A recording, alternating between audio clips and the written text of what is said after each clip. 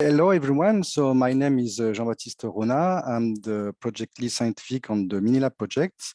And I'm going to present you today the first feedback of the studies that we conducted in Haiti to evaluate the ease of use of the Mini-Lab laboratory. So as you might be aware, sepsis is a preventable life-threatening condition marked by severe organ dysfunction. And for 2017, it was estimated that it had affected 49 million individuals and was related to approximately 11 million potentially avoidable deaths worldwide. Sepsis mortality is often related to suboptimal quality of care, inadequate health infrastructures, poor infection prevention measures, late diagnosis, and inappropriate clinical management. Antimicrobial resistance further complicates sepsis management across all settings, particularly in a high-risk population, such as neonates and patients in intensive care units. In a report published in 2016 by O'Neill and colleagues, while antibiotic resistance just became public enemy #1, killing around 700,000 people each year, will likely kill more people than cancer by 2050. A freshly released WHO report from the Global Antimicrobial Resistance and Use Surveillance System showed that in LMIC, 58.3% of the E. coli are third-generation cephalosporin, compared to 17% in high-income countries. And for Staphylococcus aureus, 33% are methicillin-resistant Staphylococcus aureus in LMIC, as compared to 15% in high-income countries. Today, the only way to diagnose sepsis, other bacterial infection, and severe resistance trend in population is by implementing clinical bacteriology laboratory. WHO recommends massive implementation of clinical bacteriology in low-resource settings, starting from district hospital. However, and unfortunately, implementing such laboratory in low-resource setting implies serious challenge, such as the issue with the cost of the method, the complexity of the environment, the logistic that require to send all the different reagents, the lack of skilled human resources as well, the lack of different RDTs to be able to detect this type of organism, and many others that we have published in an article in the Lancet Infectious Disease in 2018. So while waiting for new and advanced technologies that are not yet to come, MSF has decided to create its own laboratory, so to develop a quality assured and cost-efficient all-in-one transportable clinical bacteriology, focusing mainly on sepsis, providing antibiotic susceptibility testing and surveillance capacity at the field level. The point is to use what is existing and adapt it, and to adapt it to clinical relevance. And one of the main goals as well is that this laboratory should be used by trained but non-expert users in microbiology.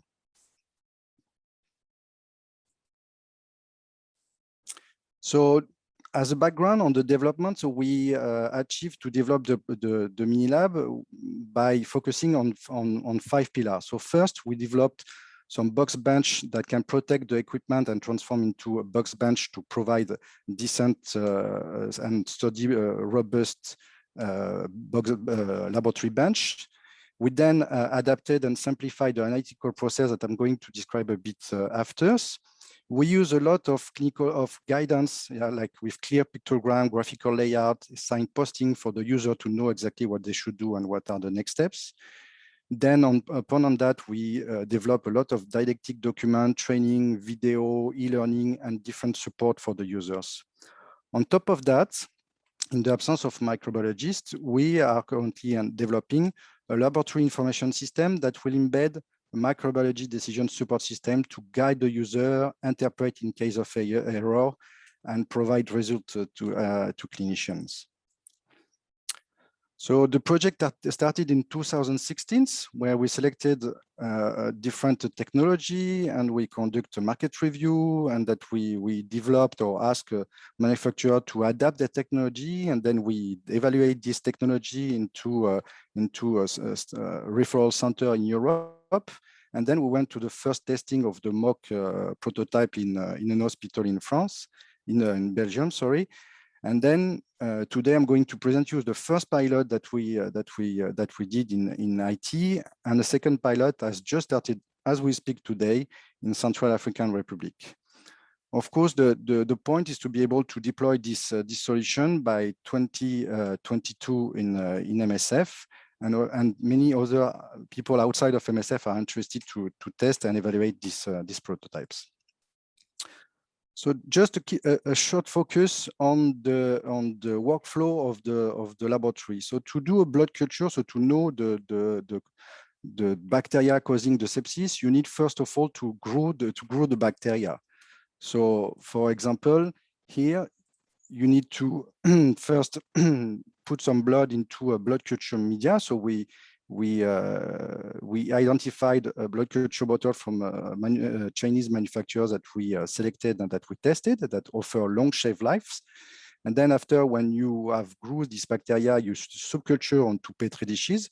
So we find an alternative to the subculture, which is the Intre cassette, which is a seal-packed, ready-to-use media with long shelf life.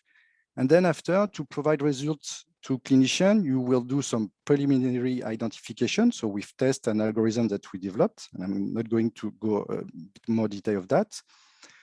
And at the end, you need to identify and to do the ST of the bacteria. So to do so, we developed with Beckman Coulter a unique microplate that can identify the most important bacteria using phenotypic approach.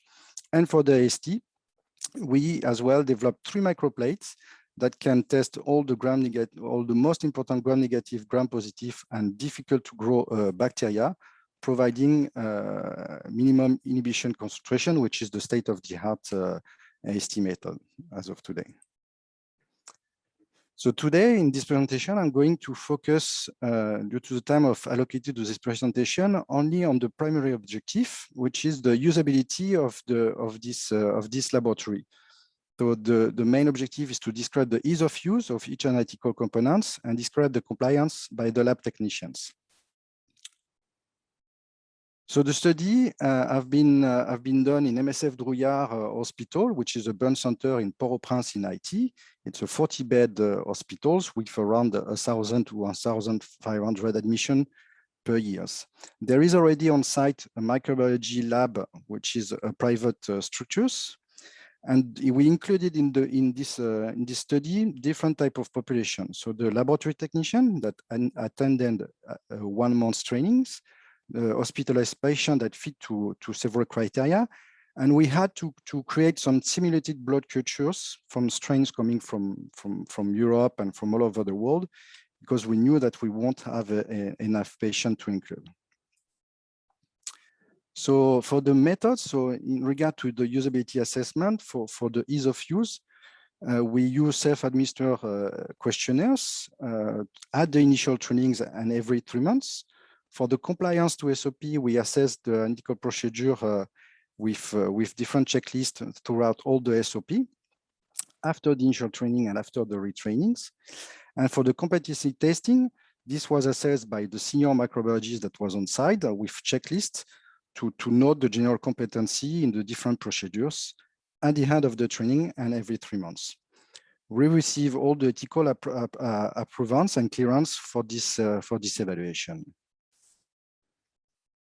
So as a result, the study was conducted between September 2019 and June 2020.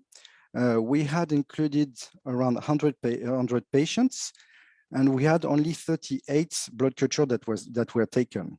So we had to seed 703 spike samples that were processed by the trip to increase the workload. So as a first result on the ease of use, as you can see in these slides, in terms of percentage of scores, all the laboratory technician rank quite high for the easiness of the comfort of the laboratory. So with all the designs and for the signage as well and all the signposting that were developed. So there was a very good score for that. Then in regard to the analytical components, we had as well a very high scores of ease of use, except for the first time for the first lab technician for the use of the blood cultures, and we had to retrain on that, and as well for the second lab technician on the second evaluations. So as you can see here, these are the four reagents, the four components that we are mentioning today. So in terms of compliance to the analytical SOP, the final score was around 94% at the first trainings, and then it increased to 98% for all the different most important parts of the procedures, like incubation and how to read the blood culture, how to read the subculture, how to read the identification panels, and how to read the AST, which was a bit lower at the initial training, which was 89%.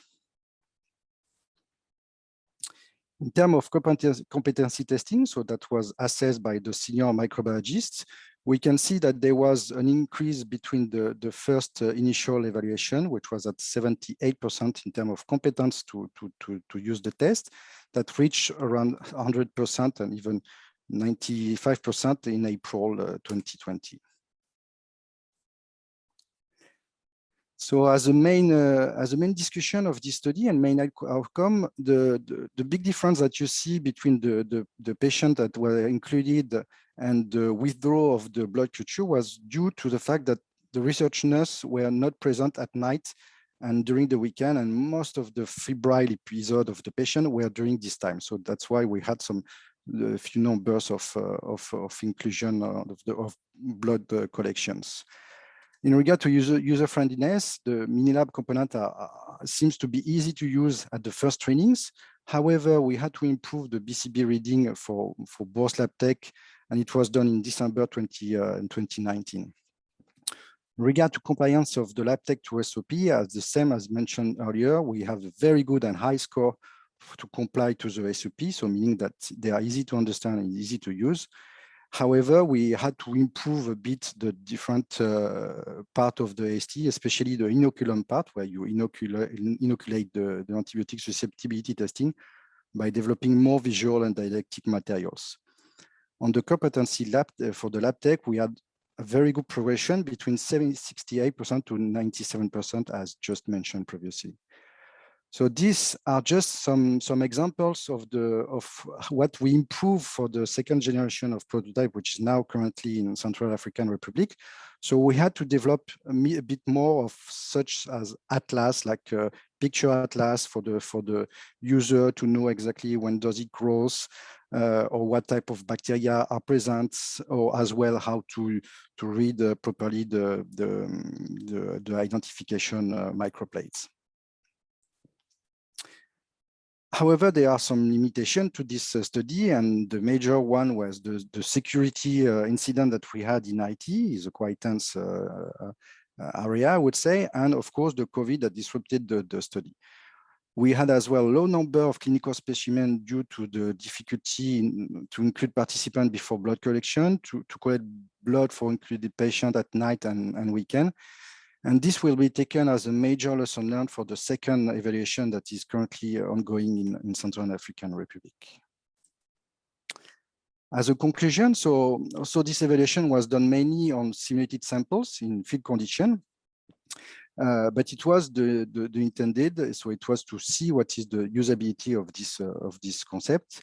And we show that there is a very good usability and ease of use by inexperienced lab technician after the months of training that we developed, and very strong compliance to the SOP. Many other lessons learned will be incorporated into the second prototype and the second field evaluation, such as the improvement of the bench head, reading and interpretation of the guides, improvement as well to the laboratory information system that was not shown today, and an assisting reading system to interpret the different microplates. However, many results have not been shown today, but by doing this first field pilot, we have learned so much to continue evaluating this prototype in the Central African Republic. So as some take-home message, so what we know today with this prototype that have been tested is that we know that it can be deployed within 2 days. So you can install a laboratory completely functional in 2 days.